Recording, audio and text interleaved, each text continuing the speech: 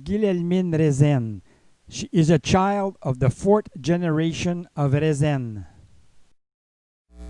Born in 1852, she later joined the congregation of the Grey Nuns and took the name of Sister Saint Jean l'Evangeliste. With her cousin Guillaume Forbes, priest and bishop of Ottawa, she wrote a book on the Raizenne family, Note historique sur la famille Raizenne. She also draws the genealogy of her family. Most of her writing comes from another book, Alice Baker's New England Captive Carried to Canada. Alice Baker even came to Oka looking for the trail of the captives who never returned to Deerfield. Also, Josiah Rising, the forgotten boy who never returned to Suffield, Connecticut.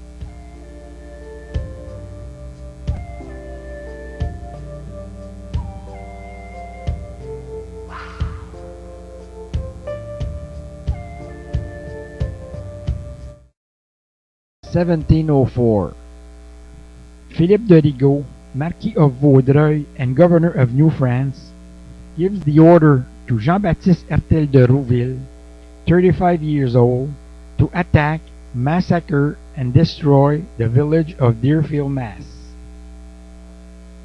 For this mission, de Rouville will need 50 Canadians from Boucherville, Chambly, Montreal, and Trois-Rivières.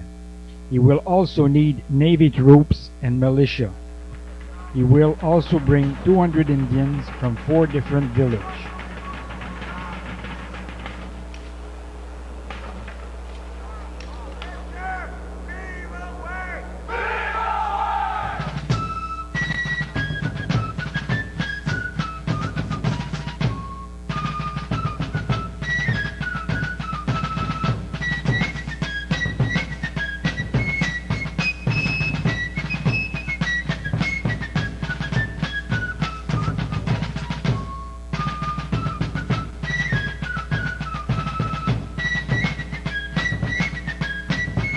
For this mission, Jean-Baptiste Hertel de Rouville took with him 90 warriors from Kanawaki near Montreal, 60 Abénaquis from Odanak near Sorel, 50 from La Mission de la Montagne in Montreal, and 30 Hurons from Lorette near Quebec City. Winter 1704, middle of February. All those people gathered at Fort Chambly and on snowshoes, pulling all their equipment with toboggans, are heading to Deerfield, Massachusetts, a distance of about 230 miles or 340 kilometers.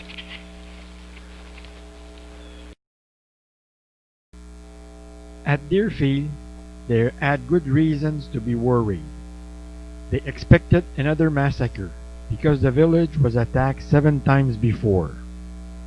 Deerfield, besides being the last village north of the United States, is also far and remote from the other cities and villages, was a prime target for an attack. The convoy headed south on frozen lakes and rivers. They are on snowshoes, and dogs are pulling their toboggan. Near the future city of Brattleboro, they leave food, the dogs, and a few guards. They walk the rest of the way as fast as possible. Surprise attack is their most powerful weapon. Midnight. They can see the village. The soldiers load up their weapons. The Indians put on their war paint. They send a scout. The sentry is sleeping. At the village, all is quiet. At 4 o'clock, some soldiers climb over the stockade and open the door. All the other attackers enter in the village. The guard wakes up, shoots a shot in the air to give the alarm. Too late. Suddenly, all hell breaks loose. The attackers are divided into small groups and start breaking doors and windows. They also burn the whole village to the ground. They kill all the people that they think will not be able to walk back the 340 kilometers or the 230 miles to Montreal. They also take with them anything of value, especially food that they will need on the way back.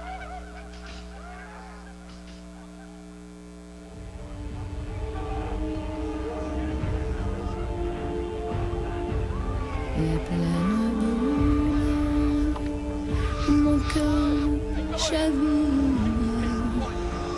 qu'il est amer, parfois de vivre. Où est mon ami de cœur? Pourquoi ce feu, cette rancœur? Chamaille, chamaille, maudite chamaille, chamaille, chamaille, maudite chamaille. Est-il blessé, encore vivant, ou est-il mort dans la bataille? Les yeux crevés, la jambe perdue. Ramenez-le-moi, mon crochu. La ville brûle, mon cœur chavire, qu'il est amer, parfois de vivre. Méchante France, mauvaise Angleterre, maudit vieux pays, toujours en guerre.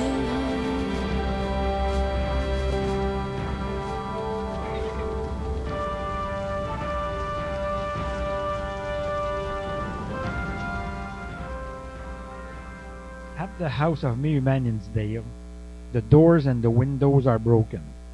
The house is set on fire. The nephew of Mayhuman, Josiah Rising, is a guest. He comes from Suffield, Connecticut. After the death of his mother, Josiah was sent to Deerfield. He is taken captive by the Indians. Josiah is the one that we're interested in. On the other side of the street, in the house of Godfrey Nims, all is burned to the ground. All the people are slaughtered except the mother, Mehetabel Smead, and the baby of the family, Abigail. They are both taken captive. Abigail is the one we're interested in. 112 people are taken captive and brought to Canada by force. They will walk in the snow and the cold of March, a distance of about 230 miles, or 340 kilometers in 3 weeks, for a total of about 16 kilometers a day. After the massacre, the captives are gathered together at the foothill of a small mountain on the other side of the Deerfield River. There, the Indian gives to the captive moccasin and snowshoes. Captivity is the business of the Indians. French Canadians don't bother with the captives. For the Indians, taking captives is in the tradition of the War of Mourning. In a battle, the first Indian who touches a captive becomes his master. So it is. All the Deerfield captives now have a master, and their survival will depend on his humor or goodwill. They are now heading back to Canada. After climbing the mountain, they take a last look at the ruins of their burning village.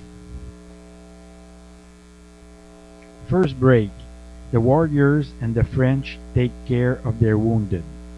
Suddenly, a newborn starts crying. He is immediately killed with a tomahawk blow. The first day, they will walk 8 kilometers or 5 miles. Walking in the snow is a new adventure for those people. They learn 2 important things. Always walk in a single file. Also, Always walk in the footsteps in the person in front of you. The breaks must be brief. Cold weather is their worst enemy.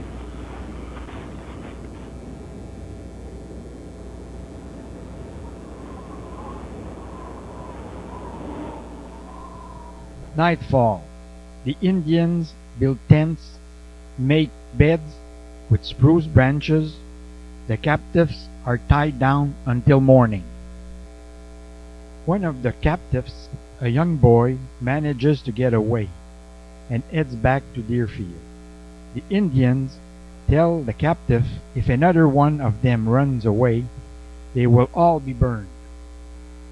The second day is harder. The wife of Pastor John Williams, who gave birth 6 weeks ago, has a hard time keeping up with the group, who is going back to Canada very fast.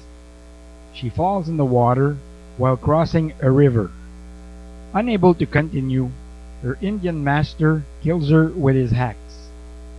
The fourth day, they are almost at the Connecticut River, where the soldiers and the Indians left some food for the trip back home. Anxious to get back, the convoy of more than 300 people increases the pace. 4 women who are no longer able to keep up are killed by their Indian masters. Among those 4 women, Meetabel Smead, Godfrey Nims' wife, the mother of Abigail. After walking in the snow and cold for 21 days, the convoy arrives at Fort Chambly in the province of Quebec. In Chambly, the captives were received by the people with dignity. They were able to settle temporarily in heated Canadian homes. They were also able to wash, change clothes, sleep in a real bed, eat a hot meal in a kitchen with forks and knives. After this break of a few days, they are back on the road again. After leaving Chambly, the convoy is divided. Captives that have an Abenaki master goes to Odanak near Sorel. Those one who have a master Huron goes to the Huron village near Quebec City.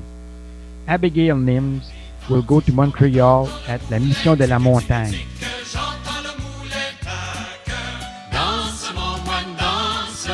La Mission de la Montagne is situated in Montreal on Sherbrooke Street, west of Côte des Neiges. We can see the wall, along with the 2 towers who were restored. À la claire fontaine, m'en allant promener, j'ai trouvé l'eau si belle que je m'y suis baigné. Le bon vent, le joli vent, le bon vent, ma vie m'appelle. Le bon vent, le joli vent, le bon vent, ma vie m'attend. Bonsoir mes amis, bonsoir. 1994, an Indian who drank too much puts his shack on fire and all the village de la Mission de la Montagne is burned to the ground. At this point, the Sulpician priests decided to move their Indians away from the city and move the mission on the north side of Montreal at the Saut aux Récollets near La Rivière des Prairies. Moving from La Mission de la Montagne to Le Saut aux Récollets will take about 10 years. In 1704, when baby Abigail arrived at the mission, the move to Le Saut aux Récollets is almost finished. Abigail is 4 years old. Her mother was killed on the long way back to Canada. She survived this 230 miles or 340 kilometers, probably because her master carried her on his shoulder all the way.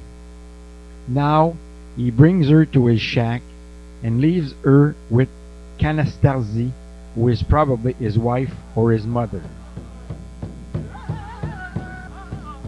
Starts now for Abigail a long period of identity change. She will have to change her name, learn to speak French and Iroquois.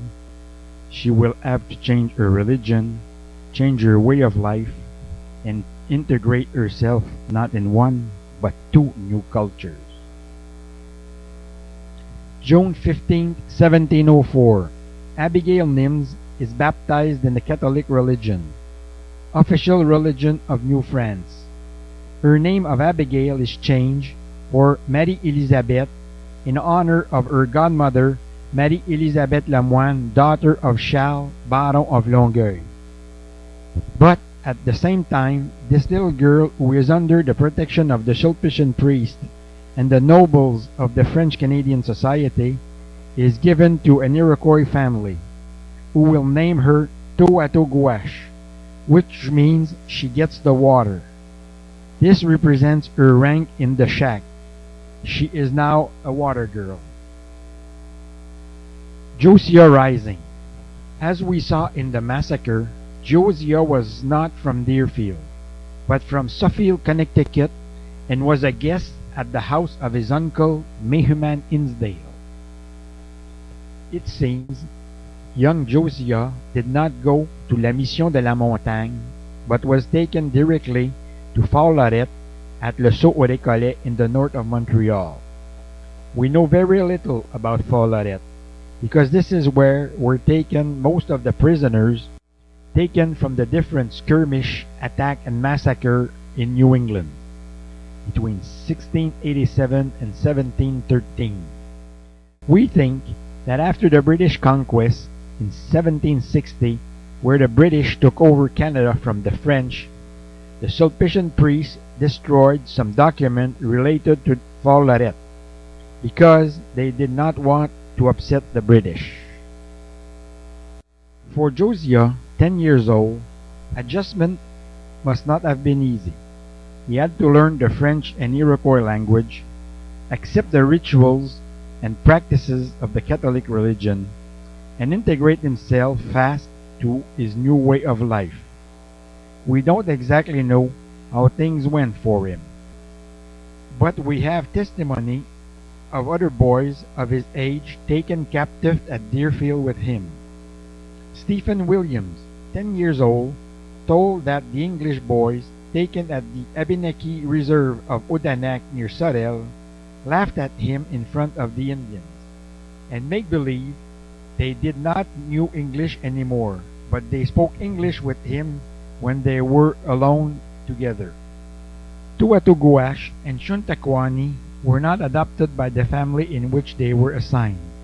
They both remained war captives capable of being sold or may be needed for prisoner exchange, or they could get their freedom for peace talks. In everyday life, they became household slaves. Since 1650, owning slaves were for Indians a sign of riches and prestige. The more, the merrier. Slaves were given the most boring chores. Little Toatoguash was assigned to get the water every day at the river. Shuntaquani him must have been sent to the fields. Here we have to understand that in the Iroquoian society, working in the fields was woman's work. English captives were liked because they accepted to work in the fields. By the same token, those people were discredited and banned from the hunters. When they were with a hunting party, they were given woman's work, like carrying the different package or bringing the game back to the village. For young Shuntaquani, life must have been very hard. In the Iroquois society, assimilation was very important. The captives had to integrate themselves completely and as soon as possible, otherwise they would be subject to mockery, insult, and laughed at. Integration with the drastically unique Iroquois culture was daunting for a 12-year-old of English descent. Torn, stranded, and deprived of his true identity, he was forced to mature with the confine of his Josiah Rising, Ignace Raizenne, and Shuntaquani personality. 1713, France and England signed the Utrecht Treaty, which ends their wars. It is now almost 10 years that Shuntaquani and Toatoguash are captives. She is now 13 years old and him 19. They are now integrated in the hybrid mission of Fort Lorette. They were educated by the Sulpician priests and the Sisters of la Congregation Notre-Dame. They now speak French, but they also speak fluently Iroquois and are now assimilated to the Iroquois way of life. Now that the war is over between the French and the English, means that the captives will be able to go back home. John Nims, Abigail's half-brother, comes to New France to offer a ransom for his sister. John was also a captive. At the age of 25, he was taken prisoner along with his half-brother Zebediah Williams, who was 29 years old. Both were kidnapped while working in the fields. It was in October 1703, only a few months before the Deerfield massacre. Both were brought to Montreal and had a very hard and severe captivity. Zebediah died in prison after 2 years, but John managed to escape with 2 other prisoners who were also taken on that raid. After 25 days of walking with hardly no food and no guide to help them, they were almost dead when they reached Deerfield. Now 35 years old and married to his adopted sister, Elizabeth Hull, Elizabeth was also taken captive in 1704, but was ransomed the next year. Finally, John left Deerfield, walked all 230 miles or 340 kilometers to Montreal to offer a ransom for his young sister, Abigail, but she refuses to go back home. I'd rather be a poor captive among the Catholics than to become a rich heiress among the Protestants. John Nims returns back to Deerfield empty-handed. Back in Montreal, the Sulpician priests, moved by Abigail's magnificent faith revelation, decided to intervene. They negotiate with her master and gets her liberated. They also negotiate the release of Josiah Rising Shuntakwani that nobody in Deerfield, Massachusetts or Suffield, Connecticut seems to be interested in.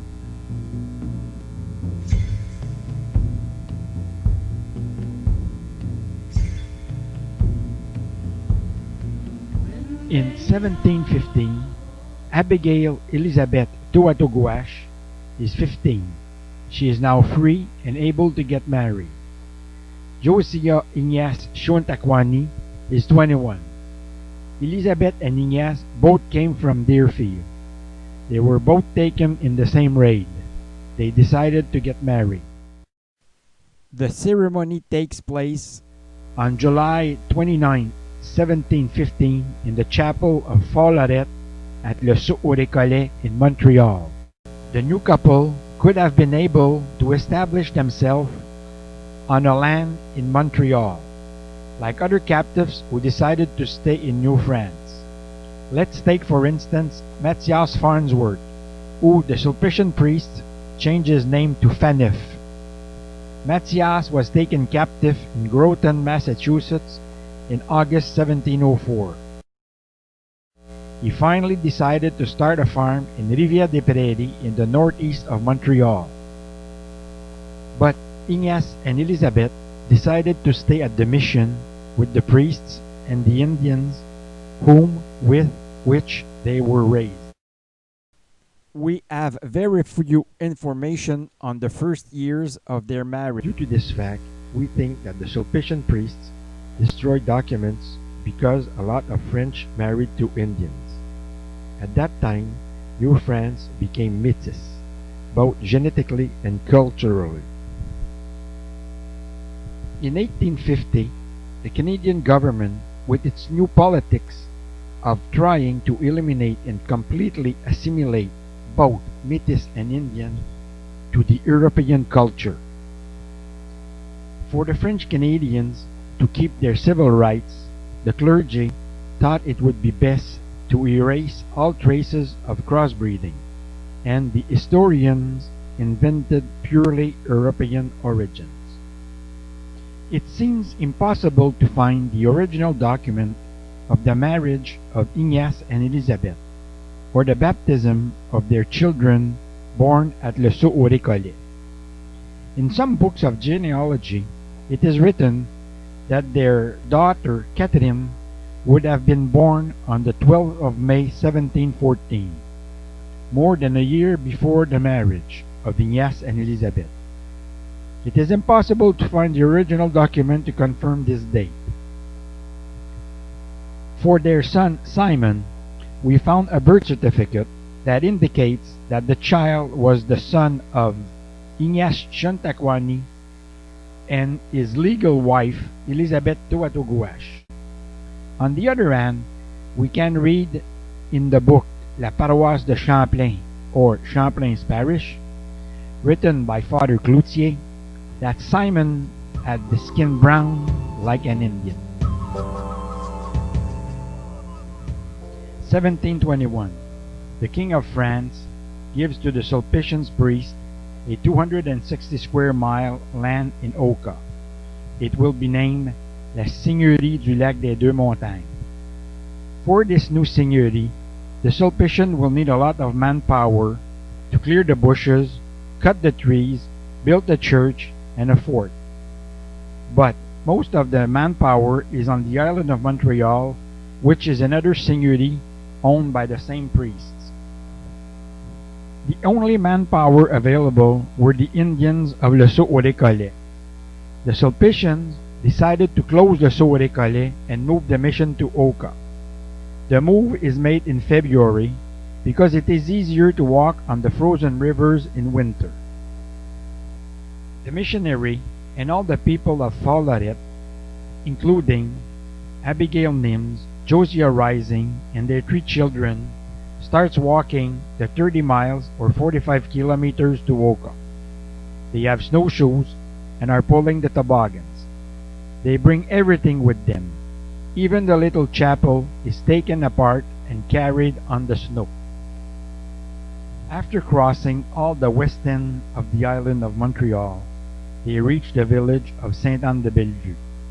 The caravan heads north on the Lake of Two Mountains toward the final destination, the northwest bank of the lake, where they will find the new seigneurie du Lac des Deux Montagnes. La seigneurie du Lac des Deux Montagnes is a huge estate. The limits are Saint-Eustache on the east side, Saint-André d'Argenteuil on the west side, and from the banks of the Lake of Two Mountains up to Saint-Colomban to the north, and Saint-Jérôme on the northwest side.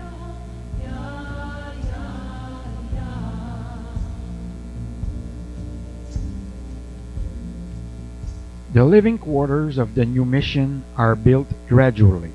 They first settle in the small bay west of the Snake River, after near the stream named Le Ruisseau de la Coulée. Today, this stream is named the Raizenne stream in honor of Josiah Rising, but they soon realized that it would be better to be closer to the point, and it is at this place that in 1760 the priests start building a church, a dwelling for the missionaries, and a house for the employees. As for the Indians, they settle down each side of the church, each nation having their own quarters. On the east side, the Algonquins and the Nipissing, and on the west side, the Hurons and the Iroquois. As for the Raizenne family, with their hybrid status, not exactly European, nor exactly Indian, they obtained by the missionary a large estate about 1.5 kilometers or 1 mile north of the village. This is where Ignace, Elizabeth, and their children will be able to settle down. Ignace will build a log house for his family. We know that Abigail Nims died on the 3rd of January 1747 in the small house that she built with her husband Josiah Rising. She was not yet 47 years old. We don't know where she was buried, but we know that in those days they did not bury people in the winter. As for Josiah, after the death of Abigail, he never remarried. He died on the 3rd of December 1771 at the age of 77 years old. He was buried in the chapel in the village of Oka. This chapel does not exist anymore, and we don't know where are his remains. Josiah, Abigail, and her 8 children all lived in this small house. Here is a brief expose of their children and their descendants. Anastasie Charlotte. She was first married to Jean-Baptiste Sabourin, and her second marriage to Pierre Castonguay. Suzanne married Joseph Julien Chénier. Catherine marries Jean-Baptiste Séguin. Marianne marries Louis Séguin, the brother of Jean-Baptiste. Mary and Madeleine became nuns. Finally, the last child of Ignatius Takwani and Elizabeth Toatogouache, Jean-Baptiste Jérôme, born in 1742, will be the one to carry on the Raizenne's name. He marries in Oka in 1762 Mary Charlotte Sabourin. The mother of Mary Charlotte, Sarah Hansen, was also a captive, but from another massacre that occurs in Knox Marsh, Dover County in New Hampshire. Ignace Raizenne, son of Jean-Baptiste Jérôme, is born on October the 8th, 1771, on the Rising estate in Oka. He dies in 1849. He marries Claire Guindon Setawas. We know very little on Claire Guindon Setawas. In Indian, Setawas means like us. We think she was educated by the Indians or taken captives on another raid. We know that Ignace was a lieutenant colonel in a battalion in the Canadian Army. Like the Americans, the French Canadians were starting a rebellion against the British. Ignace refuses to read a proclamation issued by the British Governor Gosford. Ignace resigns his officer's commission and becomes a patriot. He had a very bad temper. One day, in a patriots meeting, he left the group because he was not elected president. To crack down on this French-Canadian rebellion, in the month of November, the British officer John Colborne, with his army of 8,000 men, burned down the old village of Saint-Eustache, including the church, the farms, the barns, and all the animals. The people had nothing left. Colborne even went 15 kilometers or 10 miles north of the village and personally burned Ignace Raizenne's home in Saint-Benoît. After Ignace, there will be 4 other generations to occupy Rising land. Clet and his wife, Sophie Rose Gauthier, Jean-Baptiste and his wife, Mélanie Mallette.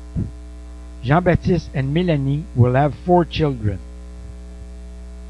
We are interested in 2 of them, Rising Raizenne and his sister Wilhelmine, who will be the last one to occupy the Rising estate before being evicted by the Sulpician priests. Those were the same priests who supposedly gave the land to Josiah Rising and Abigail Nims 232 years before. The Raizennes were no longer welcome. What the priests wanted was the 65-acre land that the Raizennes thought they owned for the past 2 centuries.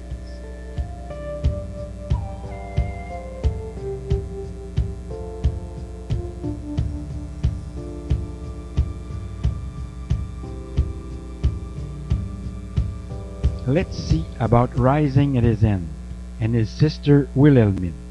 In 1953, after the death of Rising, who by the way was never married, it's his sister Wilhelmine who became heiress of Rising land.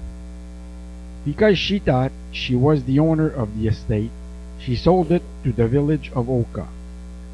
Since 232 years, the Raizennes cleared the land, cut the trees, built the house, and paid the taxes. Big mistake. The priests decided to block the sale of the land and declared themselves owners of the estate. We are in 1953 in the province of Quebec, Canada, and the all-powerful Catholic Church has all the clout it needs for this seizure. The Sulpician went to Superior Court and with the help of the judge Bernard Bourgeois obtained a court judgment and seized Rising land. Here are a few excerpts of the court judgment number 61063. This court, after studying the written case of the skillful attorneys, judges that the plaintiffs are justified to ask Wilhelmine Raizenne to clear out. This court declares that the plaintiffs, which are the Sulpician priests, were always and are still the only real owner of the estate. Order is given to Wilhelmine Raizenne, widow of Adélard Lacroix and not remarried, to clear out of the estate and let the plaintiffs, who are the Sulpician priests, the free ownership and with no itch of any kind, and this in the 15 days of the notification of the present judgment. At this point, we can observe a few words, clear out in 15 days. This means that the Raizenne family, after they lived in the house for 232 years, had 15 days to clear out.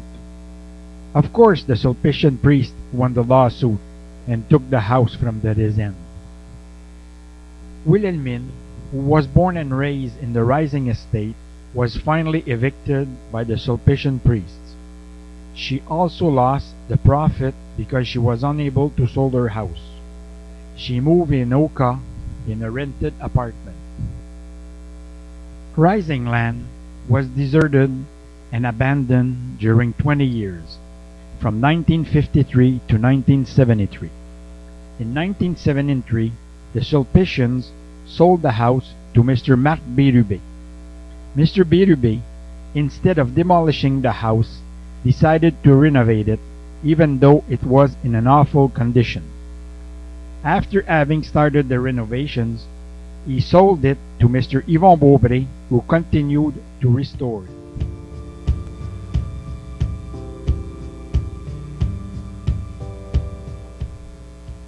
In the province of Quebec, the story of the Rising estate is totally unknown. However, since 1886, several Americans came to Oka to visit the property. Knocking on the door of the small house and talking to the present owner, who gives them a bit of information on the incredible odyssey of the Rising estate. He informs them about the Indians, the Sulpician priests, and the people who occupied the house since Josiah Rising and Abigail Nims. Here is a retrospective of some tourists who came to Oka to visit the small house. Alice Baker was the first tourist who came to visit in 1886. Alice left Deerfield, Massachusetts in a stagecoach, on a train, and finally by boat. She even wrote a book on the subject, True Stories of New England Captives Carried to Canada during the Old French and Indian War. In this book, she explains her trip and her visit to Oka. In 1889, while returning to Deerfield, Alice Baker brought with her a spruce tree taken on the Rising estate in Oka.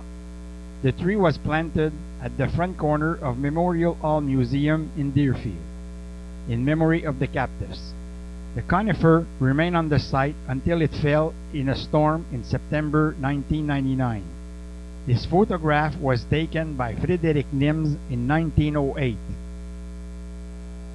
This photo of the Rising house dates from 1908. We see Frédéric Nims from Ohio with two descendants of Josiah and Abigail. Mélanie Mallette Raizenne, the wife of Jean-Baptiste, and Wilhelmine Raizenne, it is impossible to identify the fourth person. Again, Frederick Nims and Wilhelmine, as we saw earlier, she had 15 days to evacuate the house because the Sulpician priest took the house from the Raizennes. Still at Rising Land, from left to right, Frederick Nims, Mélanie Mallette Raizenne, and the daughter of Mélanie, Wilhelmine. We can see the door of the dairy in the back.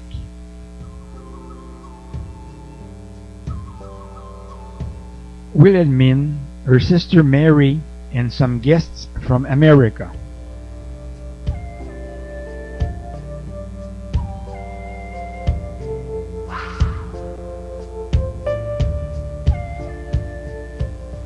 August 2004, Mrs. Rosemary Bellil and the Oka Historical Society gets from the provincial government the authorization to change the name of La Coulée Stream for the Raizenne Stream. For this event, several Americans came from Deerfield to commemorate the 300th anniversary of the massacre. To end this documentary, let's see some photos of this event. Like the corners of my mind, misty watercolor memories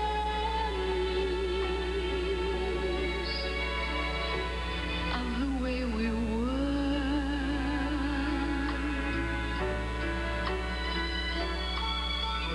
Scattered pictures of the smiles we left behind, smiles we gave to one another,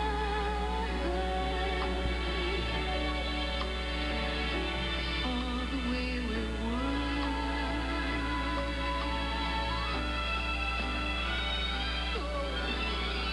Can it be that it was all so simple then? Or has time rewritten every line? In June 1969, the National Geographic had an article on the Deerfield massacre by the French Canadians from the province of Quebec. In the next segment, you will see 4 pictures. On the first picture, Jean-Baptiste Hertel de Rouville is leading his troops. In the second picture, an Indian is breaking and burning a house. In the third picture, a rare artifact of a door from the massacre. We can clearly see on the door the hole made by a tomahawk. Finally, in the fourth picture, the convoy returns to Canada. They walk 340 kilometers or 230 miles in 21 days. From this prestigious magazine, written in the 1704 language, here is a brief resume of this article. With painted faces and hideous acclamations, Indians and French Canadians ravaged Deerfield in the 1704 massacre. As a sentinel dozed, the 340 attackers crept up drifted snowbanks to drop inside the stockade. "The enemy came in like a flood upon us," Parson John Williams recalled of the carnage. A shouting Frenchman directs frenzied Indians as they herd their captives, the parson and many women and children among them. A savage drags plunder from the Frere house. Another guzzles looted rum, while down the street a group pushes a flaming cart toward a doomed home. The front door of the Sheldon house behind the steepled meeting house barred the savages, but they broke in the rear and tradition says dashed out the brain of the Sheldon 2-year-old daughter. Smoke sent a grim message to nearby settlements. When rescuers arrived, much of the village lay in ruins. Its survivors, some of whom had fled barefoot over frozen fields, counted 49 dead and 109 others carried off on a forced march to Canada. September 2009. My wife Lily Pero and I were invited by the Suffield Historical Society of Connecticut, the birthplace of Josiah Rising, to show our video. 2009. The anthropologists of the University of Massachusetts, while digging, find the original foundation of the Nims house dating before the 1704 massacre. This is the house where was living Abigail Nims.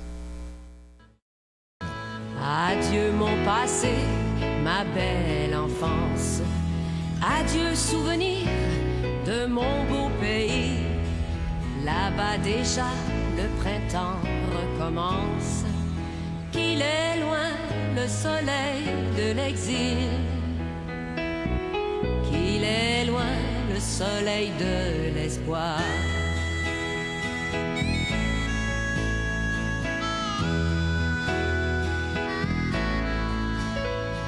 Mon Dieu, rendez-moi ma tendre enfance, le bord de la mer, mes jardins fleuris. Et si l'hiver déjà recommence, qu'il est long le chemin de l'oubli, qu'il est long le chemin de l'amour. J'ai envie d'être heureuse, mais me voilà amère. Mon Dieu, rendez-moi les parfums de la mer. Je désespère de vivre dans ce pays trop grand. Mon Dieu, rendez-moi le bonheur de l'enfant. Laissez-moi rêver jusqu'à la fin avril. En mai ici, la vie recommence. Qu'il est long le chemin de l'exil. Qu'il est long le chemin